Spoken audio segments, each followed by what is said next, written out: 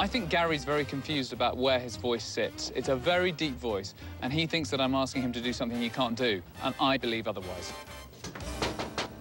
Gary, hi. Hello there. You live up a mountain. Thank you very much. These are people that just want to sit and play cards and have their lunch and then go home, and I'm going to change all that. What's this? That's a trophy that I got when I was racing with the grandson of J.C. Penney. You were good. Oh, I was the pit crew, and he was the driver. Those were your glory days. Those were the glory days, yes, it was. At one point, Gary was somebody who can do things and work under pressure, and I wanted him to feel like that again. I want him to feel like that about his singing. You sounded pretty upset at the end of yesterday. I was. You almost lost me. It's making you very anxious, the idea of singing high. Yes, yes, it is. Why? Because I can't do it. My voice won't do it. I've heard you, so it's in your voice. You got it. Take a deep breath, and I'll walk you through the rest of it, and I think you'll find that you can manage it. Well, we can try it. Could we do some scales? Let's just do... That is low. Is that uncomfortable? No, that's all right. That's sounding great. But when you wanted me to sing up here... No. You stick where you are. Ready, and... Oh, that's a gorgeous sound. And... Oh,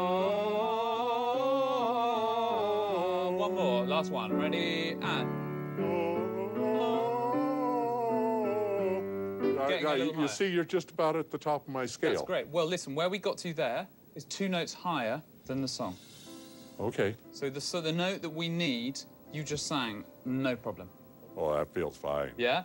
You have a beautiful, rich, resonant voice, and I want that to come through. I don't want you feeling like you have to hide your voice, so that the others can shine. I want Gary to be heard. I'm glad I had this time with Gareth, because if he didn't come over, he would have been frustrated, and I would have been frustrated, and we might have had a parting of the ways. Good man. Thank you very much, Gary. Thank you. That's great. A choir full of Garys would be a complete nightmare. He's very, very vocal about his problems. I like that, but whew, he certainly expresses them in strong terms. Hello! Hello! Right, it is rehearsal number 2. How are we feeling? Great! We're all right. We're all right. Good. Shh, shh, shh. Does anyone know where Alice is? No. It was not a good sign when Alice left that rehearsal yesterday, and not to see her there today is very disappointing. I would like to introduce another song. This song you'll probably know, made famous by Frank Sinatra. You make me feel so young.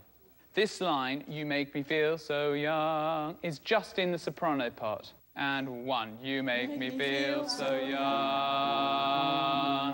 You make me feel like spring has sprung. Stop right there. Was that just sopranos? No. A lot of these people are hard of hearing, and they won't say, I can't hear, or pardon. They'll just sit there and try and look like they know what's going on, but it's so self-evident that they haven't got a clue what's going on. Let's have a go at all right. Here we go. Ready? We are young, we run green, keep our teeth nice and clean, see our friends, see the sights. Feel. Oh. You make me feel so young. Feel all right. You've got to pay attention to the instructions. If I point at you, you sing. I haven't found that his instructions are so confusing. I think it's me that's confusing.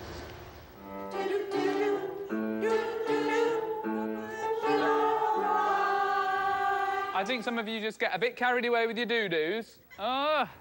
Some of them are getting it, and some of them simply are not. Are we like you? Are we like you? Sopranos, what are you waiting for? You're having a little holiday. You are going to sleep, waiting for tea. I'm in a bind. Do I transfer my sense of frustration onto them when it's really not their fault because they've never done this before, and let's face it, they are old. It's not fair. So I've got to keep positive, I've got to keep them moving forward. So who felt that went well?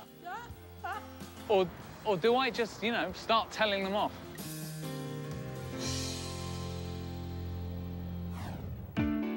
after rehearsal, Lee approached me and asked me if we could have a little chat.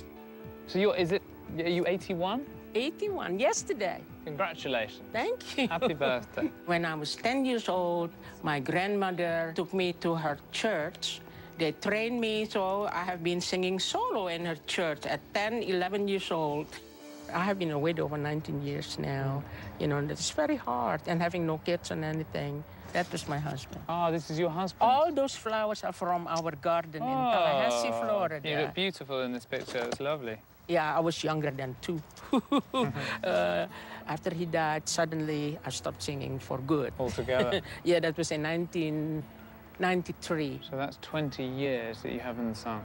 20 years already? Yeah, Oh, my almost. goodness. For somebody who sings, that's a big part of their life missing, isn't it? Yeah, because I was so alone. And Must have been very tough. Yeah, it was tough, yeah.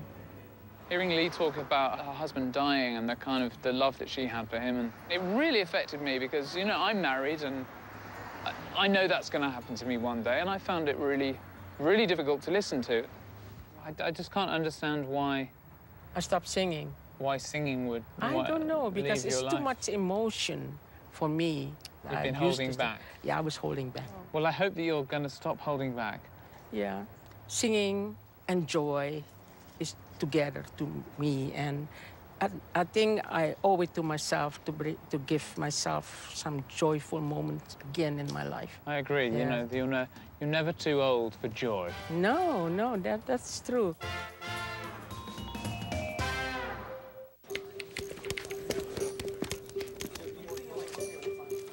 When you're trying to lose weight, it seems like food is everywhere.